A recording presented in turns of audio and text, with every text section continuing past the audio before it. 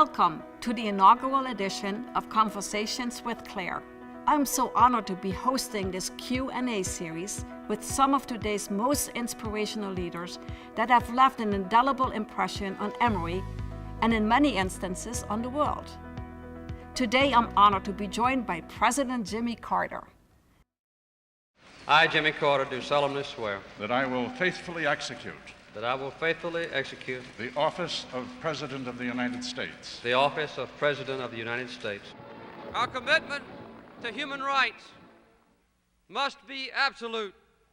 Our laws fair, our natural beauty preserved.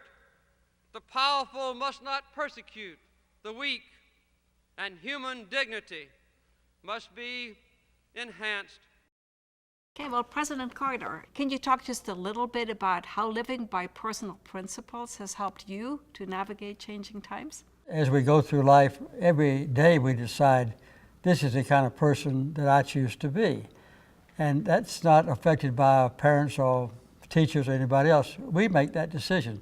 And over a period of lifetime, we accumulate certain principles that we adopt and to which we adhere, and they are the ones that guide our lives. You have been a professor at Emory for a very long time. For decades have you been interacting with our students. You have taught them about principles. And is there something from your perspective in today's generation of students that they need to prepare for, that maybe they need to focus on? I think in this generation there's going to be a very serious problem with global warming. And that's going to affect the life of everyone on Earth.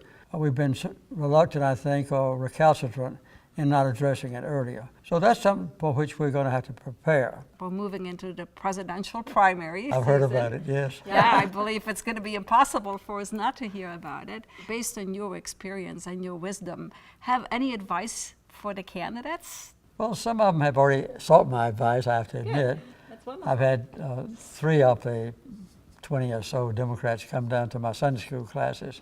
I just advise them all, well, you're not only president of Democrats, but you're president of Democrats and Republicans. You're the president of poor people and wealthy people. You're president of law-abiding citizens and those who happen to be in prison.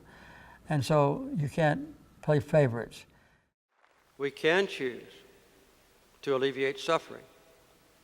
We can choose to work together for peace. We can make these changes, and we must. I would like to see us have a set of goals to become a superpower related to peace.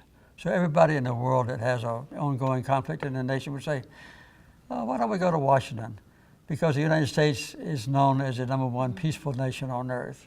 And why don't we go to Washington? Because the United States is the foremost leader in human rights. I think college students could do a lot to bring about those goals as the one that we seek as a nation. That's just incredible wisdom for the future generations, and hopefully they will take some of this to heart and move forward.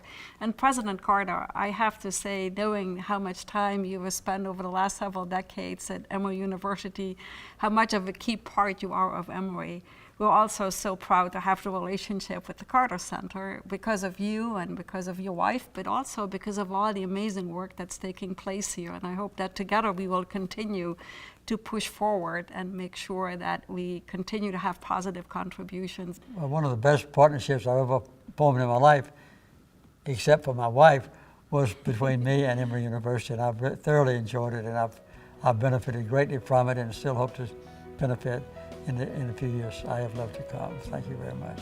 Thank you so much for giving the time, for being who you are, and for letting me be a part of your life. And most of all, thank you for leading with such compassion, because that's something else we don't see a lot. Thank you, Claire, very much. Thank you so much. Yeah, And I love you. Love you too.